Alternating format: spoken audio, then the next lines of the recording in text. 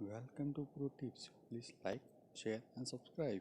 बढ़िया डिविडेंड ₹31.5 का डोल आउट करती हुई एक कंपनी। अच्छा, इसके अलावा अगला स्टॉक है अंबुजा सीमेंट्स। कुछ कहा गया, वो पापा माल बेच रहे हैं, ऐसा कुछ बताया? उस पर तो मैंने कोई अपडेट नहीं देखा, लेकिन नंबर्स आप देखिएगा तो उम्मीद से बेहतर परफॉर्मेंस देखने को मिला है। 495 करोड़ के आसपास का यहाँ पर कंपनी ने प्रॉफिट पोस्ट किया है। बढ़त नहीं है, लेकिन उम्मीद से बेहतर आंकड़ा साबित हुआ है। पिछले क्वार्टर में याद रखिएगा जो प्रॉफिट का आंकड़ा था वो करीब 664 करोड़ के आसपास का था, तो करीब 25% तक का डिक्लाइन है, लेकिन उम्मीद से बेहतर आंकड़ा है। अब मार्जिन का आंकड़ा आप देख रहे हैं 26.9% से घटकर 20% पर आया है, लेकिन बाजार का अनुमान था कि करीब 18% तक मार्जिन सिमट सकते हैं, वो नहीं हुआ है। 20% को मेंटेन किया है, वो पॉजिटिव है। दरअसल कंपनी ने एक स्ट्रैटेजी मास सप्लाई एग्रीमेंट साइन की थी, उससे मार्जिन थोड़े से प्रोटेक्ट होते हुए दिखाई दिए हैं। रेवेन्यू के आधार पर देखिएगा 8% तक का इजाफा, 3,925 करोड़ का आंकड़ा। एबिटा लेवल पर मैं देख रही हूं करीब 19% तक की गिरावट देखने को मिली है। 790 करोड़ का आंकड़ा आया है, लेकिन अनुमान 700 करोड़ तक इसके सिमटने का था।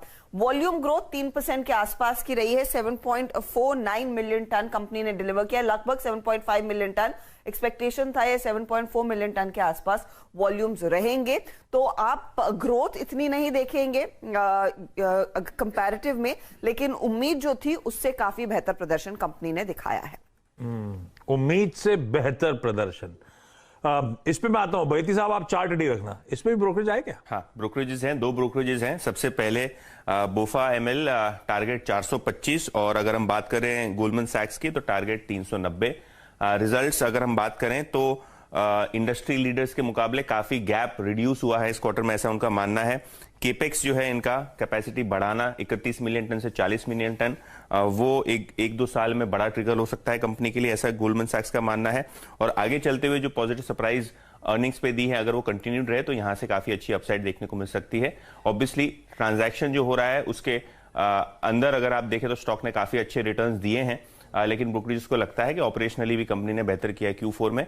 और आशीष, जैसे आप हर्षदा को पूछ रहे थे, आज जो पेपर में हेडलाइन आई है वो ये आई है कि JSW ग्रुप ने प्राइवेट इक्विटी इन्वेस्टर्स और बैंक्स को ऑलरेडी अप्रोच कर दिया, उनका अश्योरेंस ले लिया है कि अगर ये ट्रांजैक्शन होता है अंबुजा सीमेंट वाला, तो जो बैकिंग होनी चाहिए वो बैकिंग हासिल हो सकती है। तो ये भी एक ट्रिगर है। येस्टरडे मुझे लगता है बिजनेस स्टैंडर्ड या कोई पेपर ने ये भी कहा था कि कुमार मंगलम बिरला ने भी बोली लगाई है, तो ये 3 वे रेस हो गई अभी अदानी, बिरला और JSW ग्रुप के बीच में। अच्छा, एलॉन मस्क ने ट्विटर खरीदा, खरीदने के लिए $4 बिलियन का टेस्ला बेचा। JSW स्टील में भी माल छोड़ना पड़ेगा क्या प्रमोटर्स को? तो अगर आप JSW स्टील की बात करें तो स्टॉक ऑलरेडी नर्वस हो चुका है, 40-50 रुपए ऐसे भी स्टील साइकिल में गिर चुका है। शायद आज आप ग्रासिम की बारी देखेंगे, कल शायद आप अदानी एंटरप्राइज की बारी देखेंगे, तो ये डील जो फंडिंग करनी है इसके ऊपर बड़ा क्वेश्चन मार्क रहेगा, क्योंकि 35,000 कैश आउटफ्लो डे 1 को है और 35,000 करोड़ ओपन ऑफर के लिए तैयार करना पड़ेगा, तो 70,000 करोड़ की डील है। तो ऑब्वियसली एक कंपनी या एक प्रमोटर एंटिटी से तो आएगा नहीं पैसा, तो लिस्टेड एंटिटी से अगर आएगा तो ये ओवरहैंग बनेगा। अब देखते हैं ये रेस कैसी चलती है। इस पे फंडामेंटल व्यू लेना मुश्किल हो जाएगा, क्योंकि ये स्टॉक दरअसल रिजल्ट्स नहीं, ये स्टॉक दरअसल इस इवेंट को डाइजेस्ट कर रहा है। ये वो स्टॉक है जो सब 300 रुपीज लेवल से इसी इवेंट के प्ले आउट होने की उम्मीद में 380 के आसपास के जोन्स पे आके खड़ा हो चुका है। तो रिजल्ट्स अच्छे हैं, नो डाउट, लेकिन स्ट्रीट शायद बहुत हद तक डाइजेस्ट उस पापा के स्टेक को, हॉलसिम के स्टेक को जो बिकने की तैयारी हो रही है उसको डाइजेस्ट कर रहा है। तो ऐसे में बहेती साहब, कोई ट्रेड लोगे आप? ट्रेड लोगे तो तेजी की तरफ अभी भी दमखम नजर आता है स्टॉक में, या हो चुका है, एग्जॉशन नजर आना शुरू हो चुका है?